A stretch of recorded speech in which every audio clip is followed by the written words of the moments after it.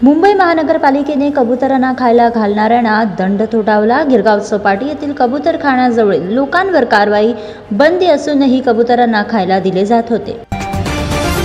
रक्षाबंधन साजरे करून घरी परतणाऱ्या लोकांचा त्रास वाढू शकतो। तिन्ही रेल्वे मार्गांवर ब्लॉक असल्याने आज गाड्यांचे वेळापत्रक बदलण्यात येत आहे। अनेक गाड्या देखील रद्द करण्यात आल्या आणि स्थानकांवर घरी परतणाऱ्या लोकांची गर्दी दिसून आली। आता भारत टॅक्सी ओला उबरशी स्पर्धा करेल। अमित शहा यांनी देशभर सहकारी टॅक्सी सेवा सुरू करण्याची घोषणा केली। पहिल्या टप्प्यात ती महाराष्ट्र, गुजरात, दिल्ली आणि उत्तर प्रदेशमध्ये सुरू केली जाईल। लोकांना स्वस्त आणि सोयीस्कर सेवा मिळतील। ठाणेकरांसाठी मोठी बातमी। उपमुख्यमंत्री शिंदे यांनी सप्टेंबरपर्यंत ठाणे मेट्रोची चाचणी सुरू करण्याचे आश्वासन दिले। डिसेंबरमध्ये पूर्ण सेवा सुरू होईल। मुंबईत पुन्हा एकदा पाऊस सुरू झाला। शहरातील अनेक भागात मुसळधार पाऊस सुरूच आहे। हवामान खात्याने लोकांना सावधगिरी बाळगण्याचा सल्ला दिला। सलमान खानच्या बिग बॉस शोमध्ये प्रवेश मिळवण्याच्या बहाण्याने 10 लाख रुपयांची फसवणूक झाली। त्यांच्यावर FIR दाखल। अभिनीत गुप्ता नावाच्या व्यक्तीच्या तक्रारीवरून आरोपीने पीडितेला शोच्या सेटवर घेऊन जाऊन त्यांचा विश्वास जिंकला होता।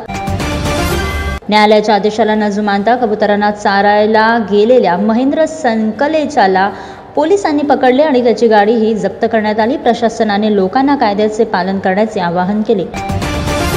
मीरा रोडमधील नयानगर भागात दुकानाचा स्लॅब कोसळल्याने एका वृद्धाचा जागीच मृत्यू झाला, तर आणखी एक व्यक्ती गंभीर जखमी आहे, ज्याला तातडीने रुग्णालयात दाखल करण्यात आले।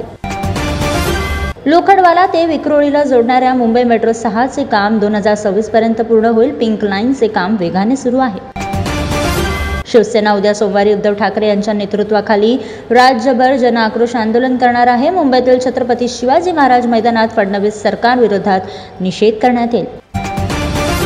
परीक्षेला पुस्तके घेऊन जा, विद्यार्थ्यांना बसता येईल। CBSEने 2026-27 या शैक्षणिक वर्षापासून 9वी साठी ओपन बुक असेसमेंट सुरू करण्याचा निर्णय घेतला आहे। विद्यार्थ्यांची मानसिक क्षमता यामुळे वाढेल।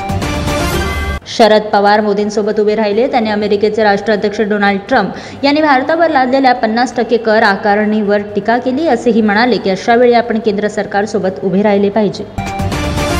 ठाणे बेलापूर रस्त्यावर चालत्या ऑटो रिक्षाने स्टंट करणाऱ्या 2 तरुणांवर पोलिसांनी कारवाई केली। FIR दाखल केला आणि रिक्षा देखील जप्त केली। मीरा भाईंदर आणि वसई विरारमध्ये विशेष मोहिमेअंतर्गत 12 बेकायदेशीर बांगलादेशी नागरिकांना पकडण्यात आले। सर्व घुसखोरांना बांगलादेशला परत पाठवण्यात आले।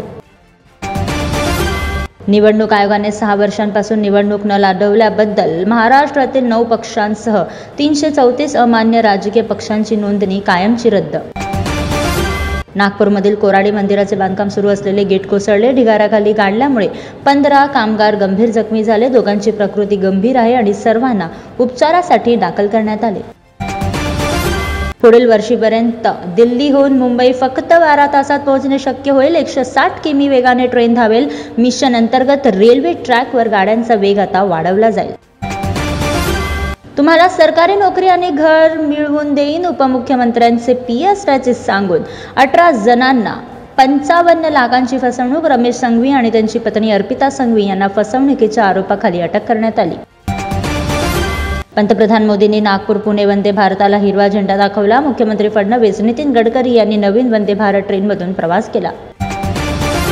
मुंबईत दुर्दैवी अपघात झाला आहे। नोकरीच्या शोधात आलेल्या एका तरुणाचा कामाच्या दरम्यान 25व्या मजल्यावरून पडून मृत्यू। अपघातानंतर मृत राम केवटच्या गावात शोककळा।